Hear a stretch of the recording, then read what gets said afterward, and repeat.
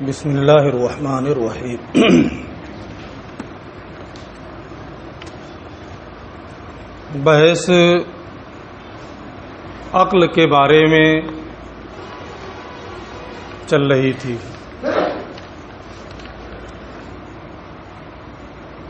عقل کے بارے میں انہوں نے یہ بیان کیا کہ عقل اس قوت کا نام ہے، نفس کی اس قوت کا نام ہے جس کی مدد سے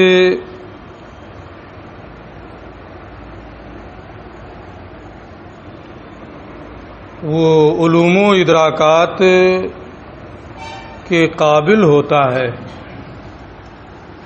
دوسری تعریف عقل کی انہوں نے یہ کی ہے کہ وہ طبعی اور فطری قوت ہے کہ سلامتی آلات کے وقت اس کو ضروریات کا علم مستلزم ہوتا ہے۔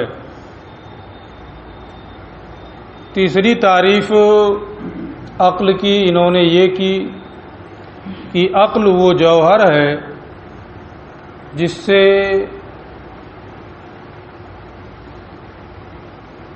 دلائل اور تعریف کے ذریعے سے مجہول تصدیقی یا مجہول تصوری کا اور مشاہدہ کے ذریعے سے بدیہیات کا ادراک کیا جاتا ہے۔ یہ تین تعریف ذکر کرنے کے بعد ماتن نے ایک عبارت لکھی فہو سبب للعلم، کہ عقل ایک سبب علم ہے۔ اس پر ایک شبہہ تھا۔ ما سبق میں دو سبب علم یہ بیان کر چکے ہیں۔ اس سے پہلے انہوں نے یہ کہا تھا کہ اسباب علم تین ہیں۔ تین میں سے جب دو کا بیان کیا تو وہاں اس کی یہ صراحت نہیں کی کہ یہ سبب علم ہے۔ جب تیسرے نمبر پہ آئے تو یہاں انہوں نے مکرر یہ بھی کہا فہو سبب للعلم، کہ عقل یہ سبب علم ہے۔ تو فطری طور پر انسان کے ذہن میں، پڑھنے والے کے ذہن میں یہ بات آئے گی کہ دو میں اس کی صراحت نہیں کی ہے، تو تیسرا سبب جب بیان کر رہے ہیں تو یہاں کیا ضرورت تھی فہو سبب للعلم کہنے کی؟ دو میں نہیں بیان کیا تو تیسرے میں بھی نہ کہتے، یا کہنا ہی تھا تو سب میں کہہ دیتے۔ علامہ تفتازانی رحمۃ اللہ تعالی علیہ نے بہت آسانی سے اس شبہے کا جواب دے دیا کہ اس میں سمنیہ کا اختلاف ہے، اس میں ملاحدہ کا اختلاف ہے۔ جمیع نظریات میں، تمام نظریات کے سلسلے میں سمنیہ اور ملاحدہ کا اختلاف ہے۔ وہ لوگ کہتے ہیں کہ عقل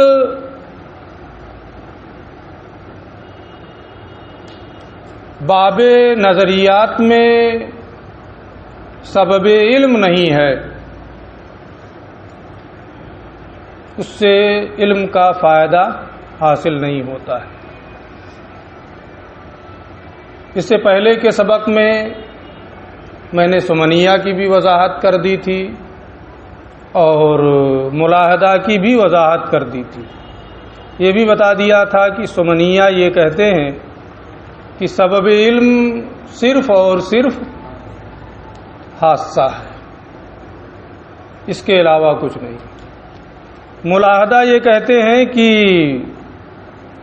سبب علم وہ عالم ہے جو اللہ عز و جل سے علم حاصل کرتا ہے، لیکن وہ روپوش ہے۔ قرآن کے الفاظ جو ہیں ان کا ظاہری معنی مراد نہیں ہے، بلکہ ایک باطنی معنی مراد ہے، اور الگ الگ وہ ہر ایک کی تعویل کرتے ہیں۔ ان کا ظاہر کفر، ان کا باطن کفر، اور ظاہری اعتبار سے یہ رافضی ہے۔ میں نے بتایا تھا کہ شیعوں کی ایک جماعت اسماعیلیہ فرقہ ہے، اسی فرقے کی ایک شاخ یہ ملاحدہ۔ تو تمام نظریات میں عقل یہ سبب علم نہیں ہے، یہ سمنیہ اور براہمہ کہتے ہیں، سمنیہ اور ملاحدہ کہتے ہیں، اور الہیات کے باب میں عقل سبب علم نہیں ہے، یہ بعض فلاسفہ کہتے ہیں۔ وہ کہتے ہیں کہ اللہ عز و جل کی ذات کی، اس کی صفات کی معرفت تک عقل کی رسائی نہیں ہے، وہ عقل سے ماورا، عقل سے اس کی معرفت نہیں ہو سکتی۔ تو باب الہیات میں بعض فلاسفہ عقل کے سبب علم ہونے کے منکر ہیں۔ تو یہ تین جماعتیں ہو گئیں جو عقل کو سبب علم نہیں مانتی۔ باقی اس سے پہلے دو چیزیں جو گزری ہیں وہاں ایسا کوئی اختلاف نہیں تھا۔ اس لیے علامہ نے، ماتن نے ان دونوں جگہوں پر یہ صراحت نہیں کی کہ یہ سبب علم ہے۔ یہاں چونکہ ان لوگوں کا اختلاف تھا، اس پر بحثیں ہیں، اس لیے ماتن نے جب عقل کا بیان کیا تو یہ فرمایا فہو سبب للعلم، کہ عقل یہ سبب علم ہے۔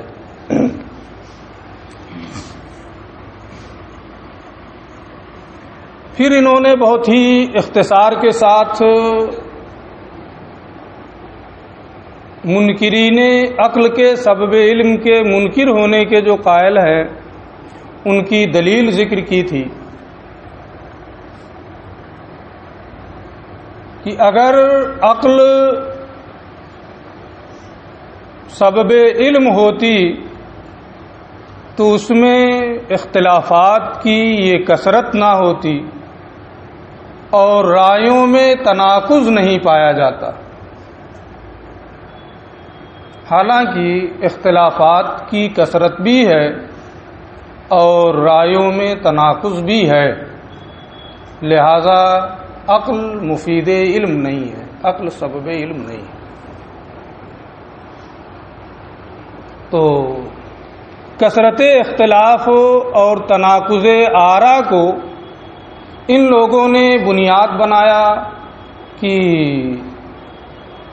اس کی وجہ سے عقل کو سبب علم نہیں مانا جا سکتا، کیونکہ اگر عقل سبب علم ہوتی تو یہ اختلافات کی کثرت نہ ہوتی، رائیوں میں اس طریقے کا تناقض نہیں ہوتا،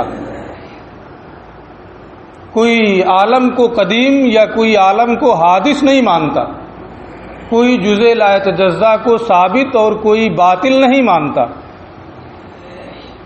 سب متفق ہوتے اگر عقل سبب علم ہوتی تو۔ اس سے اس اختلاف اور اس تناقض سے یہ معلوم ہوا کہ عقل یہ سبب علم نہیں ہے۔ ان لوگوں کی یہ دلیل ذکر کرنے کے بعد علامہ تفتزانی رحمۃ اللہ تعالی علیہ نے اس کا جواب دیا ہے کہ اختلافات کی کثرت یا رائیوں میں تناقض کا پایا جانا، اس سے یہ کہاں لازم آتا ہے کہ عقل سبب علم نہ رہے، اختلافات جو واقع ہوئے یا رائیوں میں جو تناقض پایا گیا، یہ اس وجہ سے ہے کہ نظر صحیح نہیں ہے. فساد نظر کی بنیاد پر ترتیب مقدمات میں غلطی ہونے کی وجہ سے طرفین کو صحیح طور پر نہ سمجھنے کی وجہ سے یہ غلطیاں ہوئی ہیں. ایجاب صغرا اور کلیت کبرا جو نتیجے کے لیے شرط ہے وہ چیزیں نہیں پائی گئی ہیں، تو فساد نظر ہے. اب یہ فساد نظر جس بھی وجہ سے ہو، طرفین کا صحیح طور سے تصور نہیں ہے یا ایجاب صغرا اور کلیت کبرا نہیں ہے، نہ کئی وجہیں ہوتی ہیں فساد نظر کی. جو اشکال اربع کے نتیجہ دینے کی شرطیں ہیں، ان شرطوں کا پاس و لحاظ نہیں کیا گیا ہے. تو یہ اختلافات کی جو کثرت ہے، رائیوں میں جو تناقض ہے، یہ اس بات کو مستلزم نہیں ہے کہ عقل سبب علم نہیں ہے، بلکہ یہ ساری چیزیں اس بنیاد پر ہیں کہ نظر فاسد ہے، فساد نظر ہے. فساد نظر کا مطلب میں بتا دیا. فساد نظر کی بنیاد پر یہ ساری چیزیں ہیں، یہ سارے اختلافات ہیں، یہ تمام تناقض ہے. یہ تو تحقیقی جواب تھا جس کی تفصیل میں پہلے بھی کر چکا ہوں، منکرین کا تحقیقی جواب. اس کا ایک الزامی جواب بھی علامہ تفتازانی رحمۃ اللہ تعالی علیہ نے ذکر کیا ہے کہ تم لوگ عقل کے سبب علم ہونے، مفید علم ہونے کا انکار کر رہے ہو. انکار کرنے کی صورت کیا ہے؟ طریقہ انکار کرنے کا کیا ہے؟ وہ یہ ہے کہ اگر عقل سبب علم ہوتی تو رائیوں میں تناقض اور کثیر اختلافات نہ ہوتے، اور کثیر اختلافات اور رائیوں میں تناقض پایا جاتا ہے. لہذا نتیجہ یہ نکلا کہ عقل مفید علم نہیں ہے.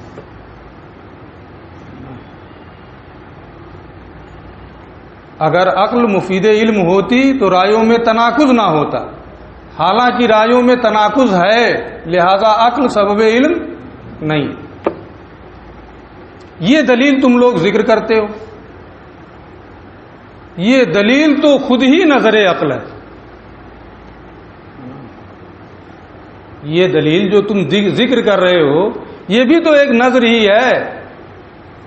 تو جس چیز کو تم باطل کر رہے تھے کہ وہ مفید علم نہیں ہے، وہ چیز تو ثابت ہو جا رہی ہے. جیسے نظر صحیح کا مفید علم ہونا یہ ایک علم ہے، نظر صحیح کا مفید علم نہ ہونا یہ بھی ایک علم ہے. زید آیا ہے یہ بھی علم ہے، زید نہیں آیا ہے یہ علم نہیں ہے. اگر آپ کو علم نہ ہو اس کے نہ آنے کا تو یہ حکم لگا سکتے ہیں کہ نہیں آیا ہے. تو جیسے نظر صحیح کا مفید علم ہونا یہ ایک علم ہے، ایسے ہی نظر صحیح کا مفید علم نہ ہونا یہ بھی ایک علم ہے. اور نظر صحیح کے مفید علم نہ ہونے کا جو تمہیں علم ہوا ہے وہ نظر ہی سے ہوا ہے، پھر اس کا انکار کیسے ہوگا؟ جس کی نفی کر رہے ہو اسی چیز کا ثابت کرنا لازم آ رہا. یہ تو تناقض ہو گیا. جس کی نفی کر رہے ہیں وہی ثابت ہو جا رہا ہے. لہذا تمہاری یہ دلیل قابل تسلیم نہیں. ٹھیک ہے، یہاں تک بات ہو گئی تھی. اور آگے تک تھوڑی سی ہوئی تھی. تو اس کو علامہ نے یہ الزامی جواب ان لوگوں کا دیا جو نظر صحیح کے مفید علم نہ ہونے کے قائل ہیں۔ ان لوگوں نے پھر اس پر پلٹ کر کے یہ کہا کہ ہم دلیل نہیں دے رہے ہیں۔ تب کیا کر رہے ہیں آپ؟ دلیل نہیں دے رہے ہیں۔ ان لوگوں نے کہا کہ آپ نے جو یہ کہا ہے کہ نظر صحیح یہ مفید علم ہے، ہمارے نزدیک یہ فاسد ہے۔ نظر صحیح مفید علم ہے، یہ کیا ہے؟ فاسد ہے۔ اور اس فاسد پر ہم نے ایک قول فاسد کے ذریعے سے معارضہ کیا، یعنی یہ معارضہ فاسد بالفاسد، فاسد کا معارضہ فاسد سے کرنا۔ آپ کا قول نظر صحیح مفید علم ہے، یہ فاسد ہے، اس فاسد قول پر ہم نے ایک فاسد قول سے معارضہ کیا ہے، اور اس پر آپ کو کوئی اعتراض نہیں ہونا چاہیے۔ لہذا ہمارے قول میں تناقض لازم آ رہا ہے، لازم آیا کرے۔ ہم کہاں کہتے ہیں کہ وہ دلیل ہے؟ جب ہم یہ کہیں کہ یہ دلیل ہے ہماری، تب آپ کہیں گے کہ یہ تناقض کا لازم آ رہا ہے، اختلاف ہو رہا ہے، غلط ہو رہا ہے۔ ہم کہہ ہی نہیں رہے ہیں کہ یہ ہماری دلیل ہے، یہ تو ایک فاسد قول کو ایک فاسد قول کے ذریعے سے باطل معارضہ کر دیا ہے، بس۔ آپ کا قول باطل ہو گیا۔ معارضہ کسے کہتے ہیں؟ ابھی آپ خامسہ میں ہیں، پڑھیں گے مناظرہ رشیدیہ یا پڑھ رہے ہوں گے۔ خصم کی دلیل کو باطل کرنے کے لیے جو چیز پیش کی جاتی ہے اسی کو معارضہ کہتے ہیں۔ آپ کی جو دلیل تھی کہ نظر صحیح مفید علم ہے، ہمارے نزدیک وہ فاسد ہے، اسی کو فاسد کرنے کے لیے ہم نے ایک قول فاسد کا سہارا لے لیا۔ ہماری دلیل یہ نہیں، بات ان کی ایک طرح سے بن جا رہی ہے۔ اب اس پر علامہ نے پھر آگے کلام کرتے ہوئے یہ فرمایا کہ آپ کہہ رہے ہیں کہ قول فاسد کا قول فاسد سے یہ معارضہ ہے، تو جو چیز فاسد ہوتی ہے وہ کسی چیز کا فائدہ نہیں دیتی۔ اگر آپ کا یہ معارضہ فاسد ہے تو یہ تو لغو ہوگا، اور کسی لغو چیز کے ذریعے سے، کسی ابس چیز کے ذریعے سے کسی چیز کو غلط ثابت کرنا، یہ کہاں کی دانش مندی؟ آپ خود ہی کہہ رہے ہیں کہ یہ ہمارا معارضہ جس سے ہم کر رہے ہیں یہ فاسد ہے۔ جو چیز فاسد ہوتی ہے وہ کسی چیز کا فائدہ دیتی ہے۔ جب آپ خود ہی اس کے فاسد ہونے کے قائل ہیں تو یہ کسی چیز کا فائدہ نہیں دے گی، بلکہ یہ لغو ہوگی، اور جب یہ لغو ہے تو کسی لغو اور ابس چیز کے ذریعے سے کسی چیز کو فاسد کرنے کا فائدہ حاصل نہیں ہو سکتا ہے۔ یہ اس صورت میں جب آپ یہ کہیں کہ یہ کسی چیز کا فائدہ نہیں دے رہی، لیکن اگر آپ زبردستی پھر کہیں ٹھیک ہے فاسد ہی صحیح لیکن فائدہ دے رہی ہے، تو پھر فاسد کیسی؟ فاسد ہونے کے لیے تو ضروری ہے کہ وہ کسی چیز کا فائدہ نہ دے، ہے نا؟ تو آپ یہاں یہ بھی نہیں کہہ سکتے ہیں کہ یہ کسی چیز کا فائدہ نہیں دے رہی، اور یہ بھی نہیں کہہ سکتے ہیں کہ فائدہ دے رہی، کیونکہ جو شک بھی آپ اختیار کریں گے اس پر کلام ہوگا۔ اسی کو یہاں سے ذکر کیا ہے، فرماتے ہیں قلنا، ان لوگوں کے اس قول پر کہ یہ معارضہ فاسد بالفاسد ہے، ہم یہ کہیں گے اما ان یفیدا شیئا، کہ تمہارا یہ قول یا تو کسی چیز کا فائدہ دے گا، اگر فائدہ دے رہا ہے تو فاسد نہیں ہوگا، کیونکہ کوئی فائدہ دینے والی چیز فاسد نہیں ہوتی، فلا یکون فاسدہ، تو یہ فاسد نہیں ہوگا۔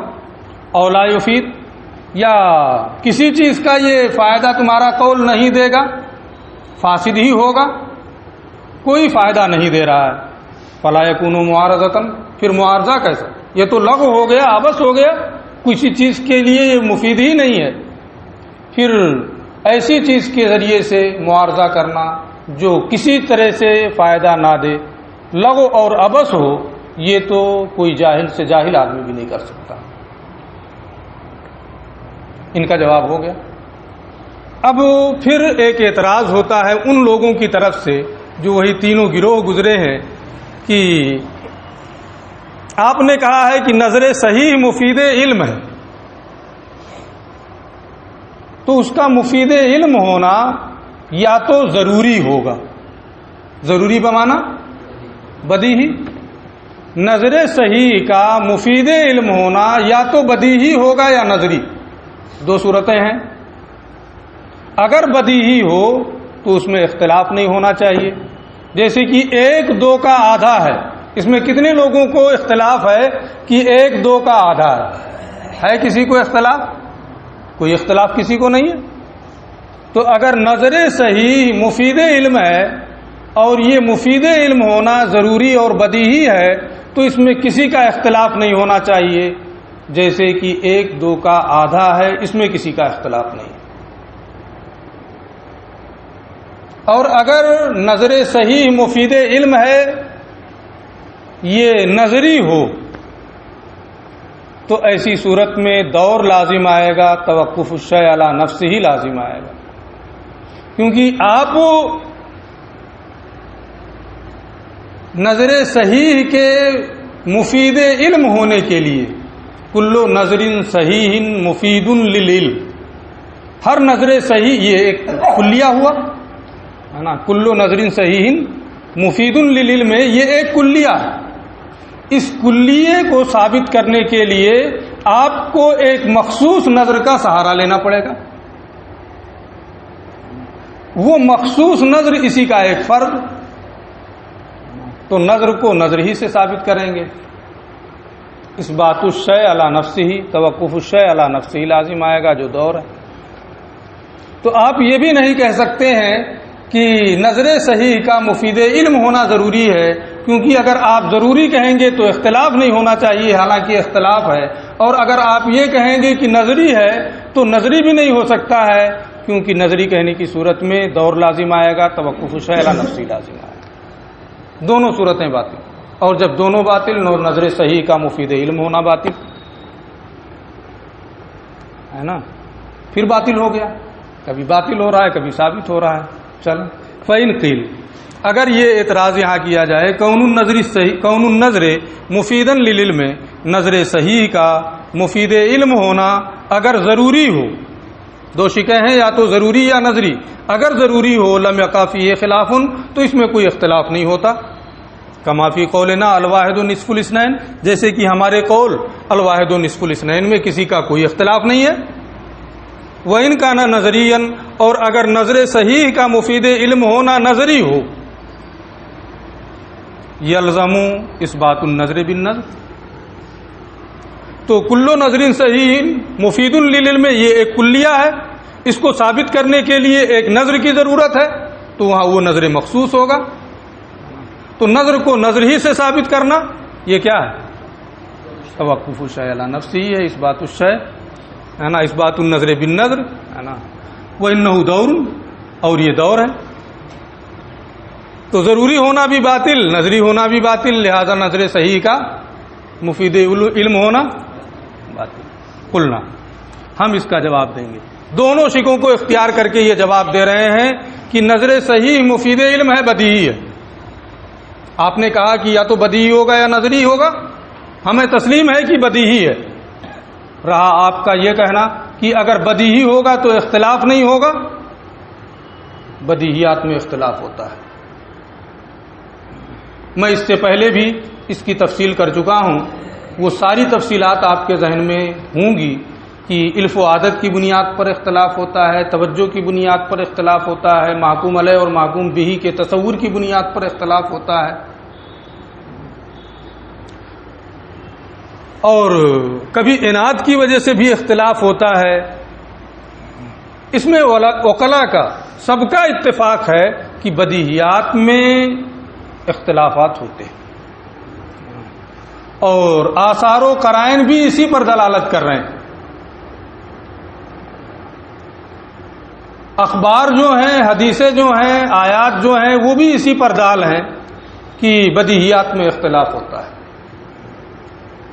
تو بدیہیات کے میں اختلاف نہیں ہوگا یہ کہنا یہ آثار و قرائن کو بھی جھٹلانا ہے، اخبار کو بھی جھٹلانا ہے، تمام عقلاء کو بھی جھٹلانا ہے۔ تمام عقلاء کا اتفاق ہے کہ عقلوں میں تفاوت ہے، سب کی عقلیں ایک جیسی نہیں ہیں، سب ایک ہی طرح سے ذہین نہیں ہے۔ اتنی چھوٹی سی جماعت ہے، کیا سب کا ذہن سب کی عقل برابر ہے؟ عقلوں میں تفاوت ہے۔ جب عقلوں میں تفاوت ہے تو ضروریات کے ادراک میں بھی تفاوت ہوگا۔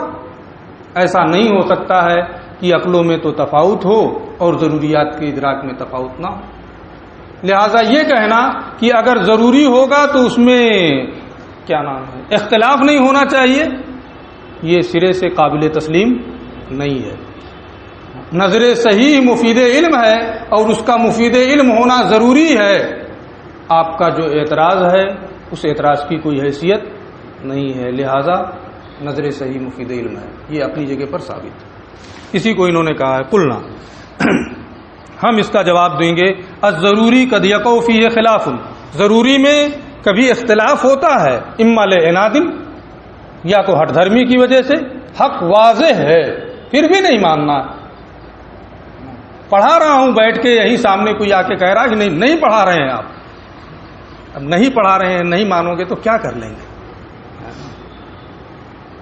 تو کبھی عناد اور ہٹ دھرمی کی وجہ سے بھی بدیہیات میں اختلاف ہوتا ہے، اور لقصور فی الادراک، یا تصورات کے ادراک میں کمی کی وجہ سے اختلاف ہو جاتا ہے۔ فإن العقول متفاوتہ بحسب الفطرہ باتفاق من العقلاء، کیونکہ تمام عقلاء کا اتفاق ہے کہ فطری طور پر عقلوں میں تفاوت پایا جاتا ہے۔ واستدلال من الآثار، اور آثار و قرائن کی دلیل بھی اسی پر دال ہے۔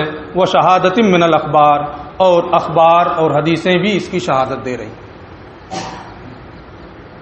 آپ نے عورتوں کے بارے میں پڑھا ہے نا